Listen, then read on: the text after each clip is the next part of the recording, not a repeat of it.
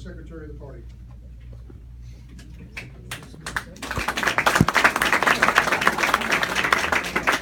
Go, Stevie. I have the wonderful and distinguished honor of introducing Senator Richard Blumenthal. He was sworn in for the first time on January 5th, 2011. He is now serving his second term as a U.S. Senator from Connecticut. He served an unprecedented 5 terms as Connecticut's Attorney General, fighting for people against large and powerful special interests. His aggressive law enforcement for consumer protection, environmental stewardship, labor rights, personal privacy has helped reshape the role of state attorneys general nationwide, resulting in the recovery of hundreds of millions of dollars for Connecticut taxpayers and consumers each year. From 1977 to 1981, Senator Blumenthal served as U.S. Attorney for Connecticut. He served in the State House of Representatives from 84 to 87, and the Connecticut State Senate from 87 to 90. Senator Blumenthal graduated from Harvard and from Yale Law School, where he was editor-in-chief of the Yale Law Journal. From 1970 to 76, he served in the United States Marine Corps Reserves and was honorably discharged with the rank of sergeant. Senator Blumenthal lives in Connecticut with his wife Cynthia and their 4 children. Please give a warm welcome.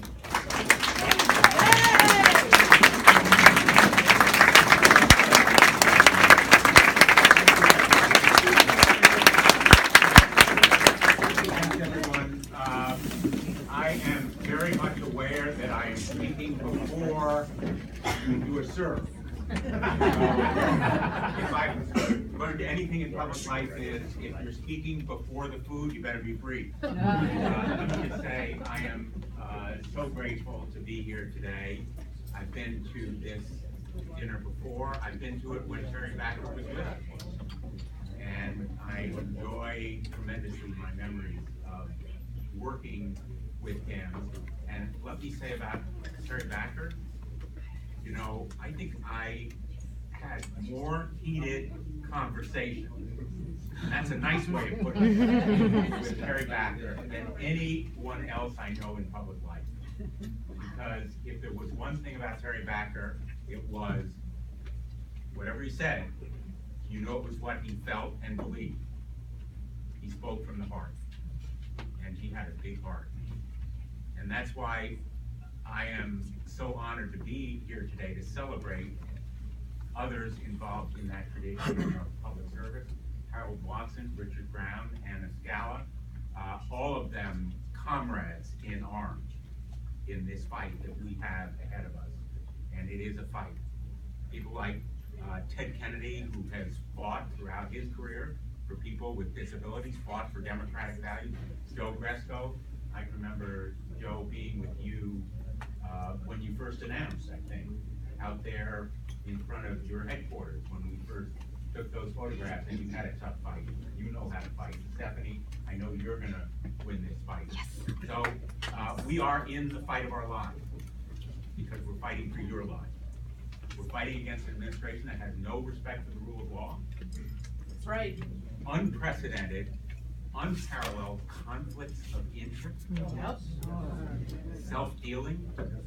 Donald Trump is the oh never mind president. He has disregarded and discarded more promises than any other president. In fact, most presidents throughout their 4 years accept promises to himself. His self-dealing and self-enrichment are unparalleled. And we face a looming constitutional crisis. And I mean this very seriously. The Russian meddling in our election has been fully established by the intelligence community. It has been accepted by everyone, maybe not by Donald Trump. The Russians interfered with our election. The question is, how much did the Trump organizations collude and participate in? And that's being investigated by the FBI right now. I've called for a special prosecutor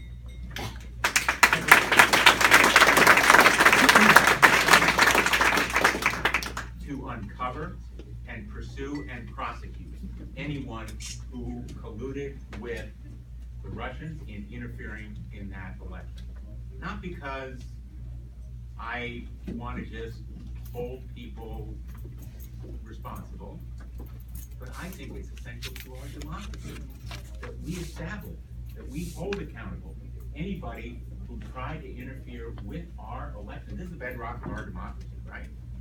This is what makes democracy free elections, unimpeded, without interference by foreign governments, especially the Russians.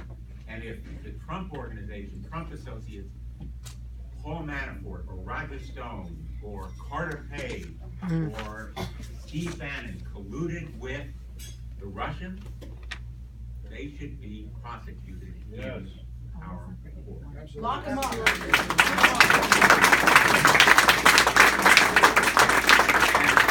The last person who did that on a public stage, General Flynn, is now rightly under investigation for breaking the law.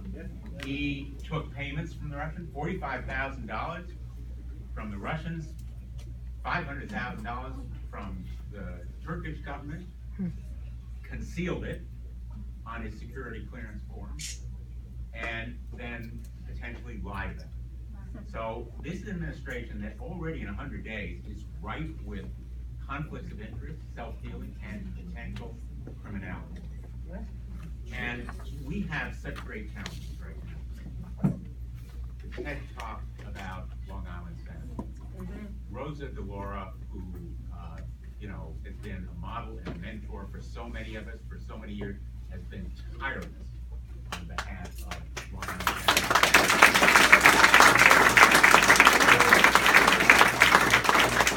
But this is the kind of resource in our country that if we fail to protect it, we lose it, right? We lose it not only for ourselves, but for our children. Our environment, climate change, calling climate change hoax, disregarding the environment, eviscerating the EPA in terms of its enforcement ability, catering to the polluters and the special interests and the Koch brothers.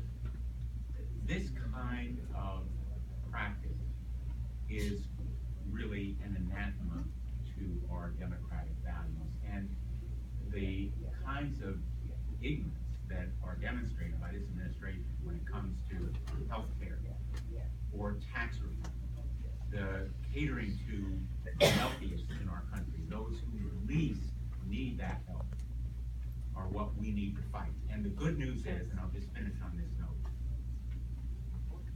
that there is a level of energy and passion and engagement that is unprecedented.